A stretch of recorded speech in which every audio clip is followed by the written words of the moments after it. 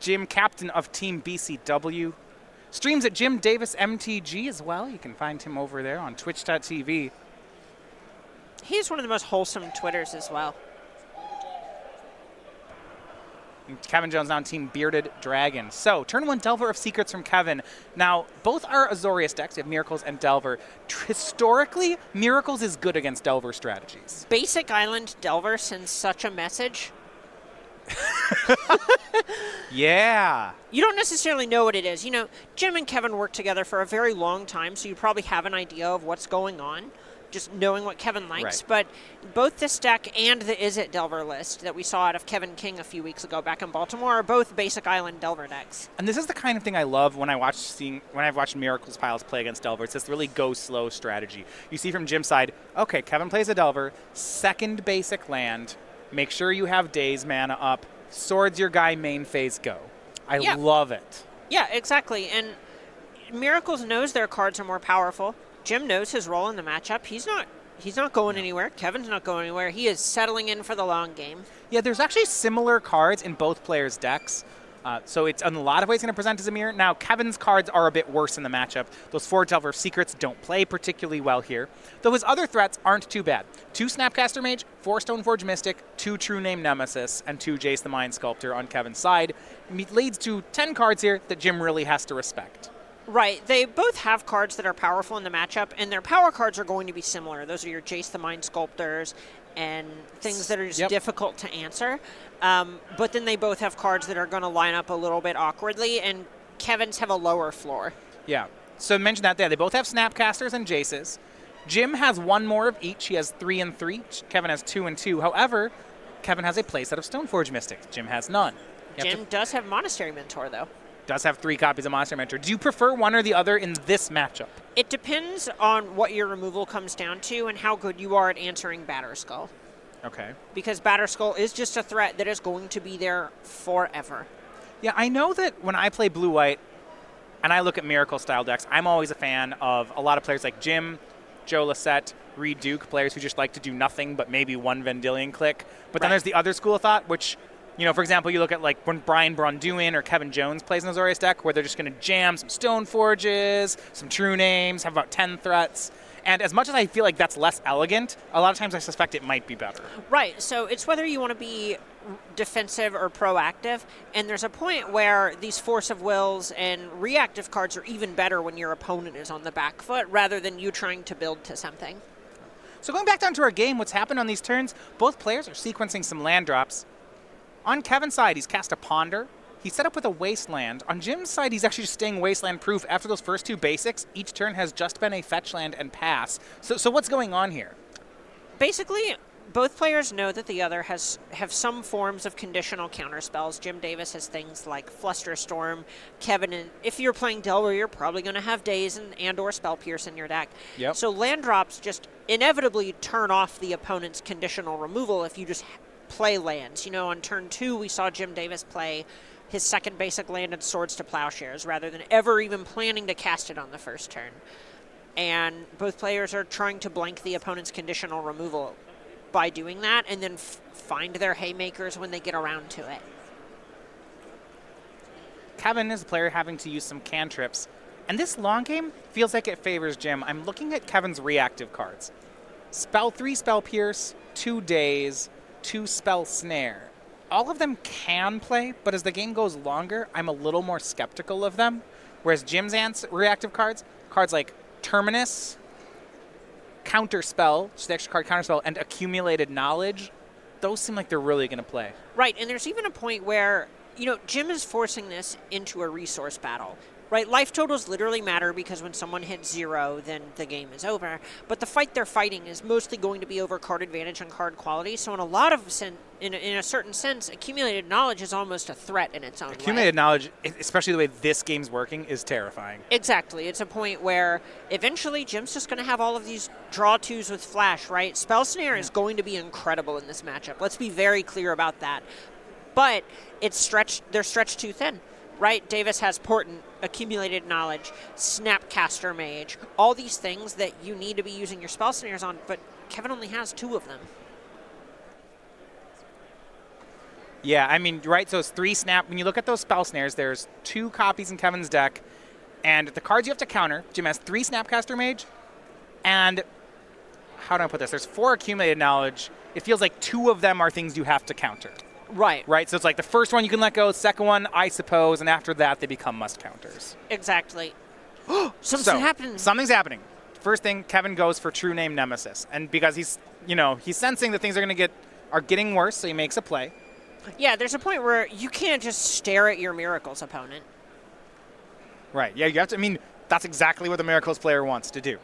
Exactly. You're going to end up winning the resource battle from the Miracles side of things. So that just puts Delver in the position where it needs to be the one applying pressure and being proactive, getting the game closer to a real conclusion. So we get to see how Jim wants to fight. He has a Force of Will. He could hard cast it, but that would turn on cards like Daze, Spell Pierce.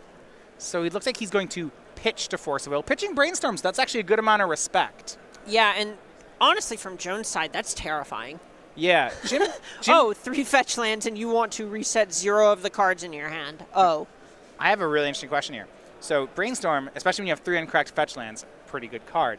Jim had the option of pitching Brainstorm and pitching Spell Snare. He actually pitched Brainstorm. He's really putting a lot of value on Spell Snare here. Right, and that's just Davis knowing his job. He's going to win if the game goes long. It's his job as the control player to just make his answers line up with Jones' threats, and Spell Snare is just the easiest answer to both Stoneforge Mystic and Snapcaster Mage.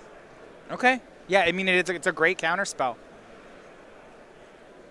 To me, to say that it's better than Brainstorm is really an endorsement.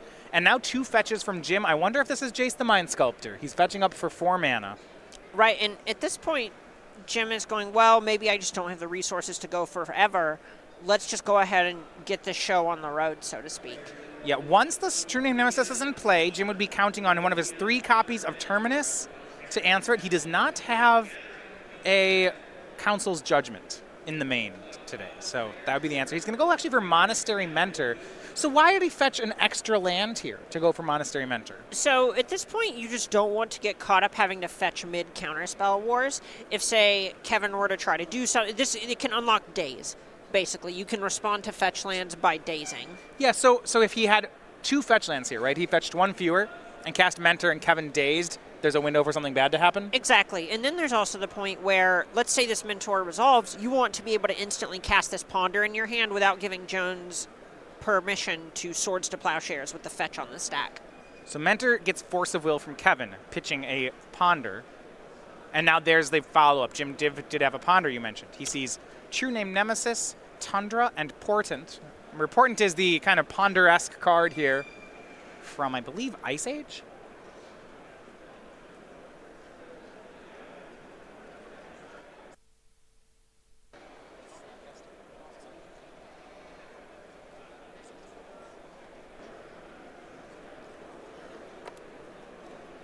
Looks like that's Jim keeping cards on top and drawing.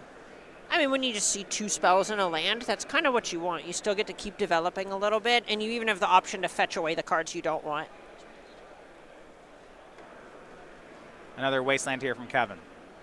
Still Jim not giving him any targets. Here's Jace the Mind Sculptor from Kevin. Another must answer on Jim's side. Uh-oh. And I think that's going to resolve. Yeah, Jim just didn't find the counterspell that turn. Well, that can be dangerous. There's even a point where Jim just kind of showed a little bit of weakness there by feeling the need to develop his Monastery Mentor after playing so conservatively leading up to that. It kind of says, hey, I need to use this Ponder this turn, and I'm going to try to get a little bit more value out of it, which tells Kevin if he needs to be pondering that badly, when previously it looked like Davis was respecting the fact that he's trying to win the card advantage war but can lose the mana denial war, which is why he didn't just hard cast Force of Will previously. And those Jaces are such a big deal here. Now that one's in play, I actually have to correct myself. Earlier I said Jim had no Council's Judgment. He does have 1 copy. That's your way out of this. Yeah. He Spell Snares a follow-up Stoneforge Mystic, right? But yeah, he has 1 copy of Council's Judgment. That's about it. As far as attacking down the Jace, I guess if Jim finds Monastery Mentor this turn, maybe he can do it before, but this Jace will run away with the game pretty quickly. Right. Jace is the kind of card, we were talking about how good Brainstorm was just a couple of minutes ago. How good is it here? What if Jim has his own Jace? That's going to keep making things That's a battle. interesting. That is a battle. And that's what's going to happen. Jim with his own Mind Sculptor, he'll brainstorm as well. So with that Council Judgment I mentioned, Jim has been paying so much respect to those Wastelands that he actually only has single white in play right now. Right. The assumption here is that you can get around to finding an answer to it. You know, it feels bad that, finding a white source. It's more likely you just find extra lands to trip over, but he didn't want to open himself up to Wasteland and did need to fetch something that could cast that Spell Snare. Interesting cards here from Jim. Force of Will was in the hand, but he's not. Looks like he's going to put that one away. So right now he has Force of Will, Terminus, Back to Basics, Swords to Plowshares, Portent, and I believe that last card's Accumulated Knowledge. That's right. It's interesting. Despite being a blue card, you hate to pitch Accumulated Knowledge to Force of Will. Right. You want those in your graveyard where they belong. Yeah. We used to see players play it with Intuition. What I like about Jim's deck is he doesn't even have Intuition. He's actually just playing Accumulated Knowledge as printed. Look, sometimes you just really want to build a Jace's Ingenuity. Yeah. Right, there's not even a way to discard them. It's really fair. Yeah, and that's I love just it. the Miracles deck plans to go forever. I don't have to sell me on that. I legitimately like that. Yep, we know, Golden Glow Moth. Let's just we keep the know. game going. So, Jim, 5 basic lands in play. You mentioned he had Back to Basics. Remember, his deck is a 9 basic land deck. 6 islands, 3 plains. Here's a Council's Judgment. Here is a Council's Judgment from Kevin. It is his one main deck copy. Jim will quickly Force of Will there. He pitches the Portent. Yeah, Jim's own copy of Jace is the only thing keeping him in the game at this point. You can't give that up. That is a fight you pick. But it's dueling Jaces right now, and with both players, it seems pretty even. And again, the longer they both stick in this holding pattern, I have to think it's going to favor Jim again. Yeah, for one thing, Jim still has Council's Judgment in his deck. He still has one left? I guess Kevin has Snapcaster Mages, right? Right. But that kind of involves resolving multiple spells in order to make that happen. It has to get through Spell Snare and Flusterstorm from Jim's side. Back to Basics from Jim. It's actually a little punishing because Kevin tapped one of his 2 Wastelands to cast that Council's Judgment, so he will lose 2 mana off that, not 1. Yeah, exactly, and that's just Kevin trying to hold up as many blue sources as possible and getting punished for it. But he still gets a Brainstorm from Jace, and he will come back. So, where do we go from here? Both players have Jace. Kevin has a Council's Judgment in the graveyard. Jim has 1 left in the deck, but I see both Jaces sticking around for a while. Right. Most of what Kevin is trying to do here is just get a critical mass of threats that can overload the fairly conditional answers that Davis has access to, right? Davis does have things that can mop up a big battlefield like Terminus, but other than that, cards just kind of need to line up. All right, the first Accumulated Knowledge has been used. That one just draws 1 card. The fun only increases from here. You say fun. Hey, everybody thinks drawing cards No is fun. one else says fun. Everyone loves drawing cards. Yeah, I can't even argue with that. Drawing cards is nice. Drawing cards is nice. Yeah. All right, yeah, you got me. Look how much fun this is. All it does is draws cards. Yeah, it is wild that both Jaces have stuck around this long, and honestly, this game doesn't... We have a lot of game left. Yeah. Flooded Strand from Kevin. So basic land check on Kevin's side. He has 4 islands, 2 plains in the deck. So he has 1 more of each. That Flooded Strand is still live. So, we commented on Kevin's tapping of the Wastelands earlier, but he has been fetching very well this game in order to respect the back to basics he knew would be coming from Davis. The fun increases for Jim. It's the 2nd Accumulated Knowledge. That's nice. That is the old flash divination. Yeah. Do you think Jones should sideboard 1 Accumulated Knowledge just to wait until Jim has cast all his? Oh, it's all graveyards, isn't it? It is all graveyards, so you just get to draw 5 cards. That's nice. Sometimes when I draw too many cards, I start to stress out about it because I really don't like discarding to hand size. And Beats? No, That must be a rough life, man. Yeah, it is. It doesn't, right? It's... Oh, no, I have so many answers that I cannot play all of them. What am I going to do? I guess you're going to win the game in 45 minutes, Matthias. I had this problem. I used to play some Hearthstone, and I'd have the problem that I'd play these combo decks that would fill up my hand, and then every turn I would draw, and the card would burn, and I'd hate it. And like even though I'm winning, I would really stress out about my cards get burning up. Oh, I hated it. Oh, there were so many. Was it Emperor Thoresen? Was that the name of it that reduced the cost of all the cards in your hand? Yeah, every turn? Yeah, so you want to get up to like a 9-card hand plus Emperor. But and then you can cast them all. Yeah, but then you end up in spots where you end up drawing too many cards because you've been holding all these in your hand the whole game. See, I'd play Combo Priest, and the problem with that combo is you literally can't run out. Your hand size increases no matter what you do. Yep. So there was no way around it. Your hand, you start burning cards, and it was so stressful. I mean, you'd win, but it was really stressful because I don't like my cards getting ripped up. And I don't know. Jim is continuing to draw cards. He doesn't have to discard yet, thankfully. He is really digging for this Council's Judgment. Basically, both players know that there's going to be a big fight over a Council's Judgment coming up, and they're both just going, all right, I need counter spells. Jim needs the Judgment. And they're just, all right, I have this. I've checked this box. I need to hit land drops to cast all my counter spells. And they're just gearing up for what's going to be an enormous stack. Does any player start plussing the Jace at some point here, or no? Is this a one? You're fighting over having the last Jace. Okay. And then you might plus it. Kevin is more trying to win via damage anyway with Stoneforge Mystic, Batter Skull, True Name Nemesis. So plussing is not something he's very interested in if he can set up his threats that can answer Jim's Sculptor. But Jim really needs to find a way to answer Joan's Sculptor and is going to lose in the meantime if he doesn't find a way to do that. Well, I mean, so Jim has 2 Monastery Mentors left and 3 Snapcasters. Can Kevin play defense? Just remove the Monastery Mentors as they're cast? Try to, end game out Jim? That one's a little bit rougher because some of his lands just don't untap. I guess, so Jim's going to win the mana war eventually. When we fully develop, Kevin will have 6 lands and Jim will have 9, and that's where they'll end at. Exactly. Which means Jim can hard cast Force of Wills. I guess Kevin can hard cast them as well, but it's a bit trickier. Well, he can't hard cast them. He can hard cast one of them. Right. Jim actually, with only 9 mana, can only hard cast 1, but he can pay for Pierces and Dazes. Right. The fight. Yeah. Spell Snare really putting in work here. Yeah, so here's what happens. Snapcaster Mage, Stoneforge Mystic from Kevin. Jim casts Snapcaster Mage. He wanted to Snapcast a Spell Snare. Kevin says no and snares the Snapcaster Mage. And it looks like the Stoneforge then resolves. Kevin's going to get a threat into play, and he'll get Batter Skull.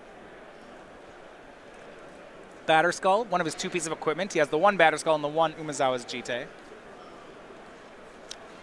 Big show of restraint here from Davis, but he does only have 1 blue source, so even though he had another Snapcaster in his hand, can't really do that much with it just yet.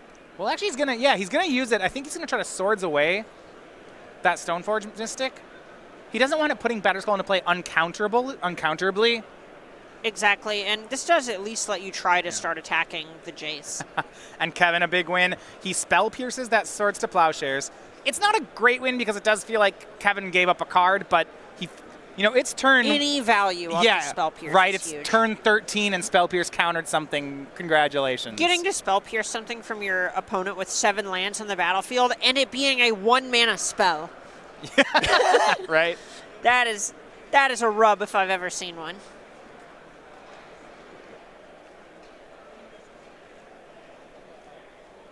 Swords to Plowshares from Kevin actually takes care of the Snapcaster Mage. Right, and this is Kevin just wanting to make sure that he can protect his Jace. So there's that. I'm actually also interested, was the worry that if he didn't do this, Jim would unsummon his own Snapcaster? Ooh. Like, are we that grindy of a game? I don't believe so. He probably just wanted to do it just while Davis was tapped out and couldn't Flusterstorm, Counterspell, anything in that vein. Because, Jim, you just get an extra card if you Brainstorm, and you also have an extra loyalty on your Jace. So Snapcaster is a valuable card, but you don't have to give up as many resources or open yourself up to just, like, what if Kevin responded to this Jace minus with Swords to Plowshares? So Jim brainstorms. He puts back a Terminus and a Swords, plays a Scalding Tarn. His hand right now is 2 Flusterstorms a Portent, and a Monastery Mentor. So he's going to go for the Mentor now that he's seen. Ooh. This is his second of 3 Monastery Mentors. Jim can cast all the cards in his hand. Yeah, Flusterstorm, Portent. Force of Will from Kevin. That is not going to work. That's going to eat a Flusterstorm. Exiling a Jace here, too. Okay, that's his second Jace. That's a very big deal. Yeah, that means the one in play is the only Jace he has to work with. Jim gets to convert one of his Flusterstorms. And swords away the Mentor. And that's the important part of that, swords. Otherwise, you might see something from Kevin like, I guess he could have gotten a G-Tape, but his hand now, and both players know, is just Batterskull. Right, and that Batterskull is a little bit of an issue. Oh my gosh. And Jim has found a way to answer the Batterskull off of the Portent here. Okay. There's a Force of Will on top that Jim's going to get to draw on Kevin's upkeep. He still has a Flusterstorm to pitch to it. Exactly, and all Kevin has left is this Batterskull and a Jace activation. If the Jace activation doesn't find a way to play against this Force, then Kevin's kind of going to be out of gas here. Brainstorm from Jace. I mean, it's already difficult, right? Because answering Monastery Mentor is very hard for the Azorius Delver deck. He doesn't actually have Terminus. That would be the card that in a mirror would work here. Exactly, and it's not just about answering the Mentor. You need to mop up these 1/1s, the 1/1s that can pressure a Jace. You almost need True Name plus Jite to clean this up or something like that. It takes multiple cards to do it. Exactly. There's a point where you can maybe look at something like Batterskull if you're able to check the Mentor. Swords to Plowshares on Mentor, and it's a Force of Will for Jim to protect it. That was the play you mentioned. Gets another Monk token. Jim out of cards, though. Right, and this does mean that Kevin's able to develop this Batterskull, but at that point, now that he has so much on the battlefield, Jim can just unsummon the token with Jace. Right. Jim can turn the corner then. Unsummoning the token with Jace makes a lot of sense. And actually, Kevin going to put Stoneforge Mystic into play, cast that instead of the Batterskull. He'll find his other equipment, which is Umezawa's Jite. But I'm actually interested in Jim's spot of just unsummoning the Stoneforge, of unsummoning whatever and attacking. Yep. Yeah, that's just such a big play here to be able to go on the offensive. Oh, it's very likely he put the Batterskull back with the Jace. Oh, he found it again. You're right. I love that trick. It's been a while since Stoneforge has been in Legacy that I forgot this play. But of course. Well, normally we see Stoneforge Mystic out of the Aethervile creature decks. Yeah. You can't do it, right? Yeah, you're not really trying to Jace the Mind Sculptor in your Rashadan Port Thalia deck. We did this in Standard. That is true, and then exactly these two cards didn't get to do stuff in Standard. Oh man, that deck was so busted. That is true.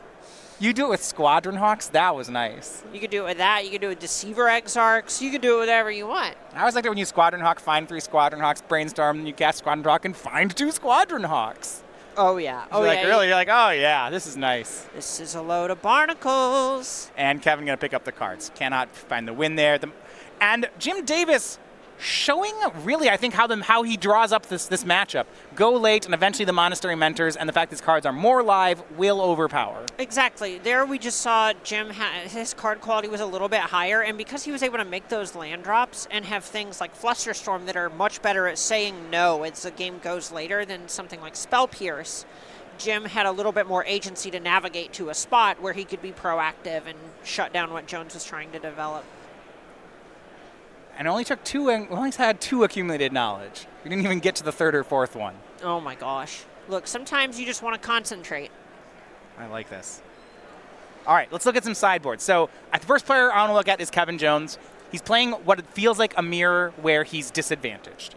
So he's going to have to try to improve it. So let's look at some of the cards he has. Celestial Purge, not going to play. Surgical Extraction, we can talk about it. Disenchant, Containment Priest, not really much to do there. Vendilion Click, Flusterstorm, Supreme Verdict, Gideon, and Council's Judgment. Not as many tools as I would like to see.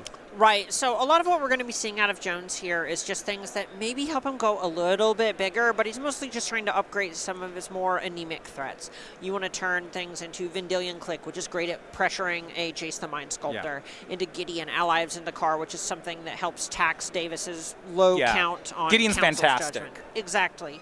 And that's most of what we're looking at from Jones. There are even some cards that he might just be looking to try and get out of his deck. And you're planning to go to turn 100. Daze loses a lot of power.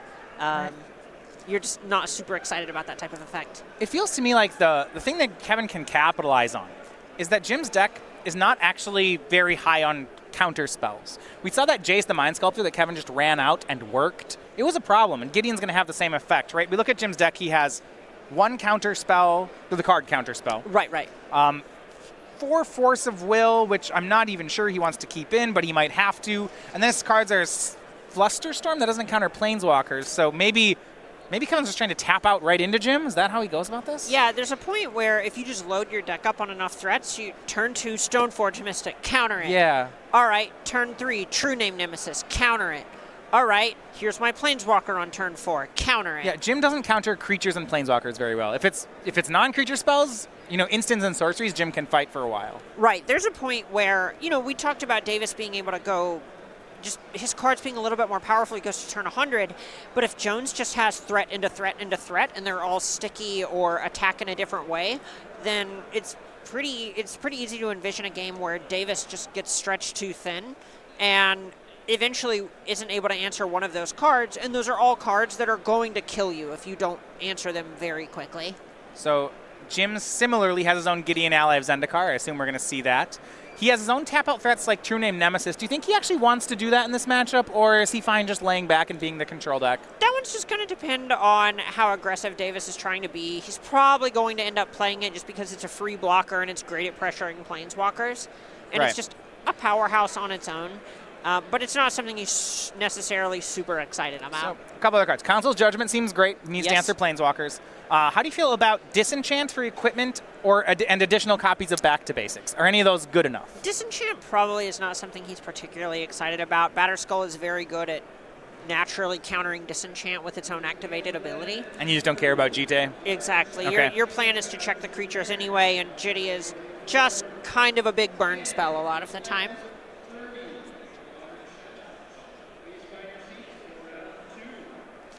It's also possible you might end up seeing engineered explosives. That's a little bit less likely. It does kill Stoneforge Mystic. It kills multiple Delvers, but that's much more something that you see as like a token sweeper or something to answer Pithing Needle. So Jim Davis, former players champion here on the SCG Tour, he's 23 on our leaderboard. Kevin sitting just outside the top 32. Now, one of the ways you can get SCG points, other than our SCG, our opens, are at the Star City Games IQs. That's our invitational qualifiers. So it's $1,000 to the top 8. The top 2 spots get qualifications for the invitational. That's at SCGCon happening in June. And also points, 3 points for winning one of them. It doesn't seem like a lot, but those things do add up for the players. Oh, absolutely. This is something where I've always been a big fan of the invitational qualifier system. That was sort of what I was cutting my teeth on in 2014, 2015 to help me just rack up points if I was having trouble spiking events. It was a good way to just get a qualification to the invitational at SCGCon on the back of those extra points that they award.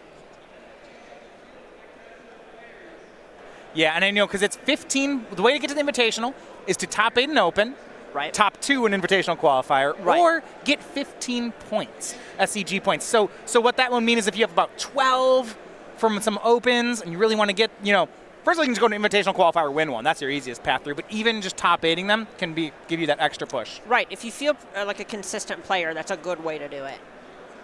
Game 2, both players on 7. And here we go on Kevin's side. Ideally, I'd want to see you board out Delvers in this matchup, but I don't think Kevin can actually do that here. He just doesn't have enough cards. Yeah, it's a weird dynamic where you end up wanting to be in a spot where you can just play threat into threat into threat into threat.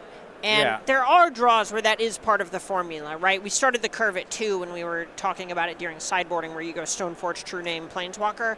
It's not impossible to have Delver into Stoneforge, maybe skip your True Name turn into Planeswalker. That's also something that's going to demand an answer from Davis. Because Kevin is on the play, do you think he might still have one of his 2 copies of Days in? It's possible. It really depends on what his plan is post-board. If he's trying to win during the earlier phases of the game, then it's going to be an important part of that. But because his deck is a little bit more mid-rangey than your traditional Delver strategy, it's going to be harder for him to capitalize on Dazes when you can't even Wasteland Jim out most of the time. Jim's turn 1 ponder sees another ponder, a Flusterstorm, and a Vendilion Click. You can tell by his head he didn't really like that. I think he wanted to see another land in there. Yeah, there's a spot where you kind of think maybe I want to do ponder because that's technically an extra look. But if the other 2 cards aren't good enough anyway, you might as well just go ahead and cash in on the shuffle. Right, what you always want to see is a fetch land, a card you really like, and then a card you don't like, and then it's easy mode. Oh, yeah, absolutely. Yeah, I'll take the one I like, then I'll fetch away before I draw that third one. Oh, there are so many fetch land tricks in this format. Stoneforge Mystic finding Batterskull from Kevin here on the second turn. And it looks like Davis did pick up a couple of lands, one off the ponder and one off the draw step. So he should be in a good spot here.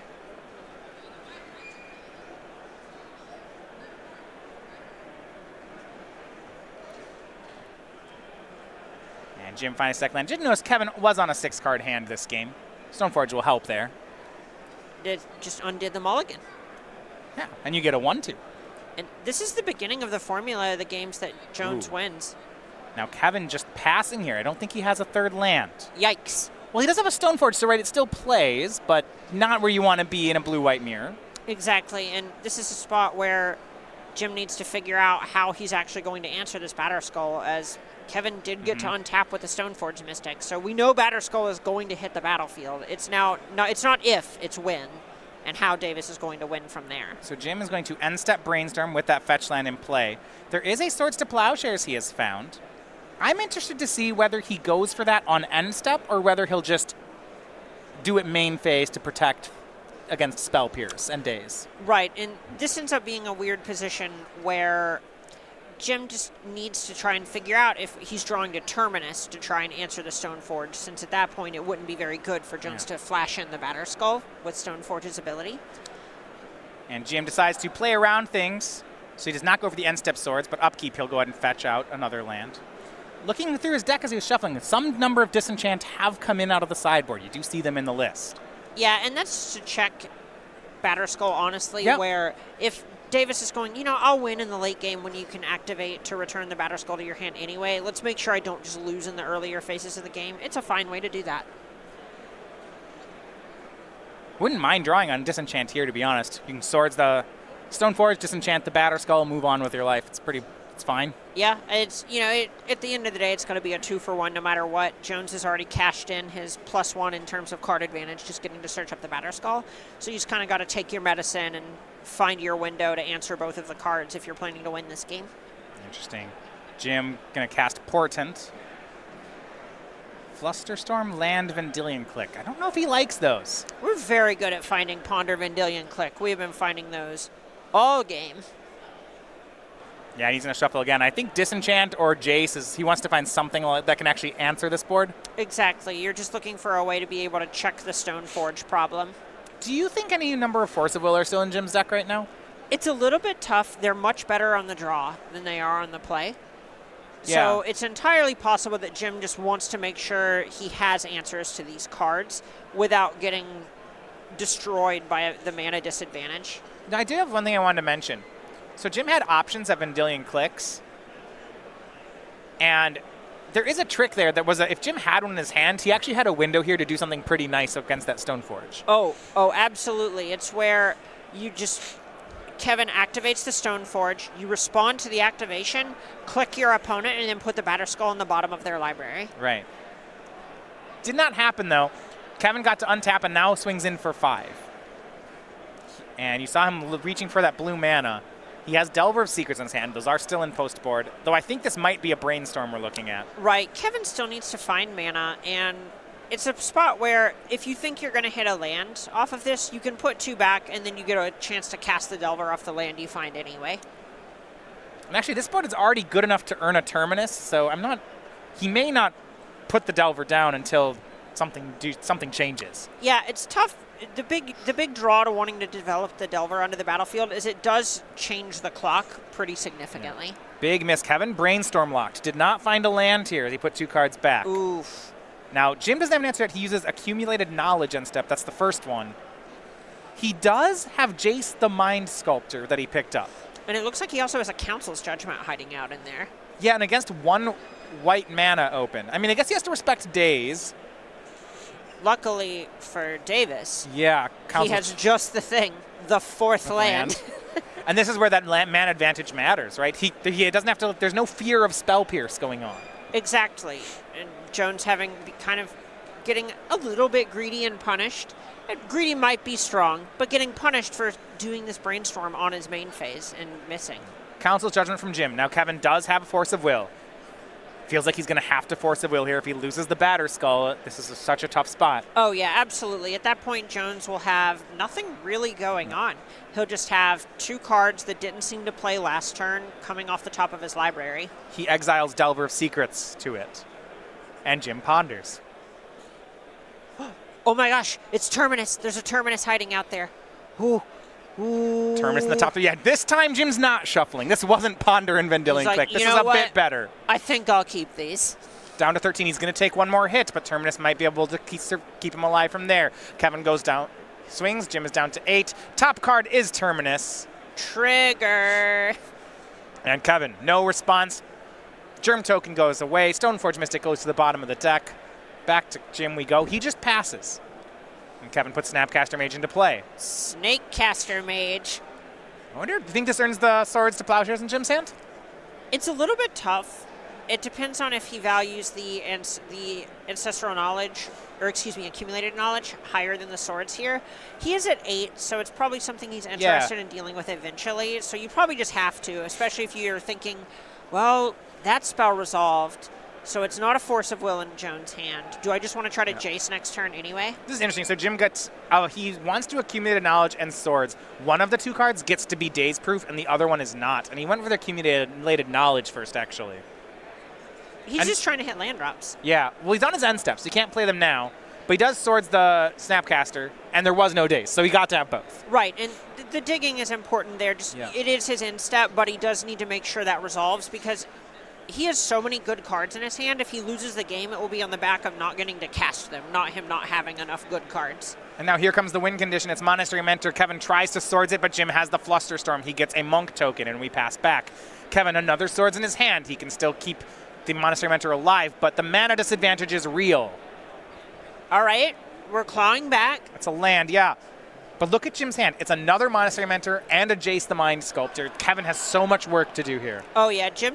This is actually kind of the reverse, right, of the sides of the battlefield or the table that we talked about going into this, where if Jones just presented a few sticky threats that are hard to answer, Davis is going to struggle. But here we just see Monastery Mentor and a Monastery Mentor and a Jace the Mind Sculptor. Swords to Plowshare sends Jim back up to 10. He has his 5th land here. Counterspell now in his hand. I wouldn't mind casting Monastery Mentor with Counterspell up. That seems pretty good. That's what Jim will do. Oh yeah, this is a nice turn. Swings in for 1 with the Monk token. He's got Kevin taking a hit, but really this is about board control. This is not about a race. Kevin at 28, but once Jim gains control of the board, that's not going to matter. Right. You know, Jones doesn't have a ton of card advantage engines that aren't mana intensive, so that mana disadvantage that we've been highlighting is going to come back and bite him here now that he's starting to fall a bit behind. Kevin has picked up True Name Nemesis, but does he want to play one into the double blue that Jim has? He may not have a choice. Yeah, this is kind of the spot where it always feels bad because you have to go, well, they probably have it, but the only way I win the game is if they don't have it. Right. So I guess I make them have it. But Jim has it. Yeah. Right.